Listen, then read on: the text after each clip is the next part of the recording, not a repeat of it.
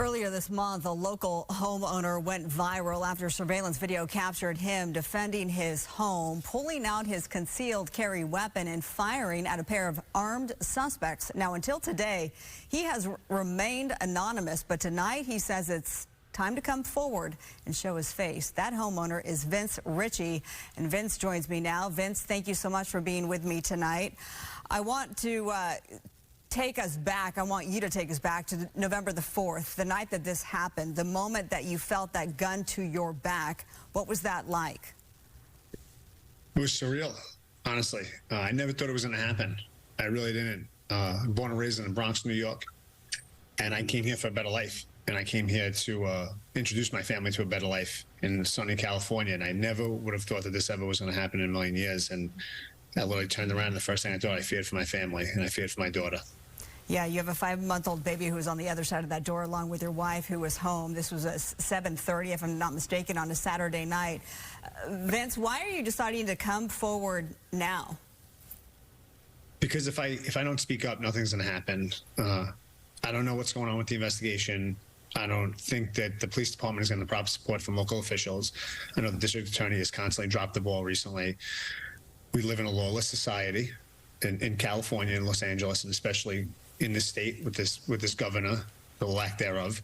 And I think that if I don't come forward and implore that people need to activate their rights, they need to stand up for the Second Amendment. They need to actually utilize their rights before it's taken away.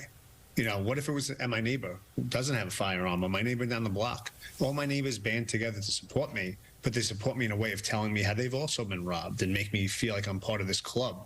This isn't normal. You know, I grew up in a much different area, and this is even disturbing to me that this is what's acceptable now in society.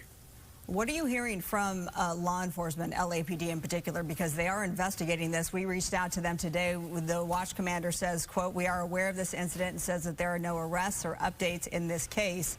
I know that they've been out to your home a couple of times since November the 4th. No arrests? What are you hearing? I haven't heard much. You know, they haven't really reached out to me. I've spoke to a few of them. I think as individuals, they're great. I support the police department. I think they're not getting the support that they need. They need to bump this up. They need to bump this up and get other resources to be able to do that. They're flooded with constantly having these type of crimes happen. This area is flooded with this type of crime. This is an isolated incident. This is not just incidences in the disenfranchised areas. This is all over Los Angeles. The perceived upper class are being hunted for jewelry and home invasions, and we're not even talking about it like it's normal. Everybody that spoke to me, "Oh, I've been robbed. I've been robbed. My neighbor's been robbed. Oh, they robbed my house twice." This isn't normal. And the police need to stand up and say, give us the support we need from our mayor, from our governor, from our district attorney. District attorney is constantly dropping the ball. This is a lawless society. This loose bail effort we're making, it's not working.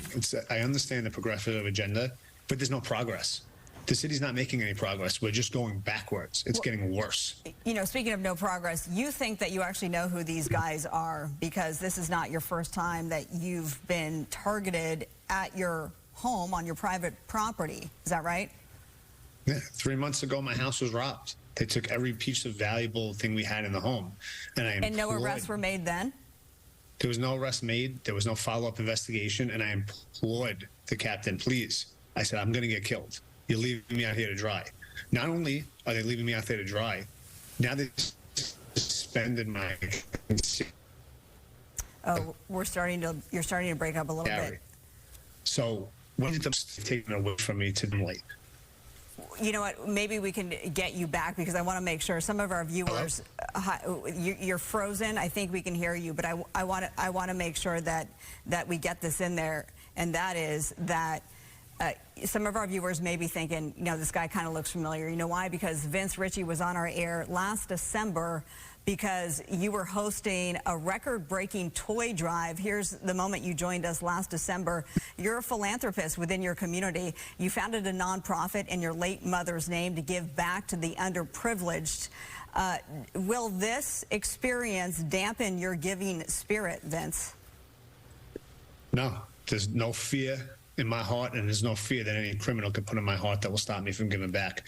This community has embraced me, especially some of the disenfranchised areas that I give back to has embraced me as part of this, as part of the community. I'm not California and I'm from New York, and they've taken me in, and I will always give back, and I'll always be here to do it no matter what goes on, no matter what the city officials do, no matter how much this reflects a third world country. I will always give back because that's part of who I am, and I'm not going to let that change in my core. And I think that we need to make change on a local level. People need to stand up, defend themselves, and also give back. Less than 15 seconds. Are you planning to leave California because of this? I'm not going to leave out of fear, but I'm also not going to stubbornly force my wife and my family to stay here if they don't want to be here anymore. If it continues to get worse, I don't think that I'm going to stay here much longer.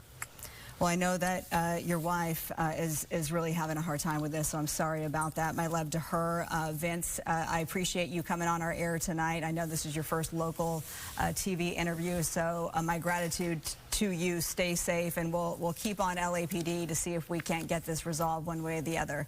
Vince Ricci, thanks so much for being with me. Thank you. Thank you so much, Mola. Thank you.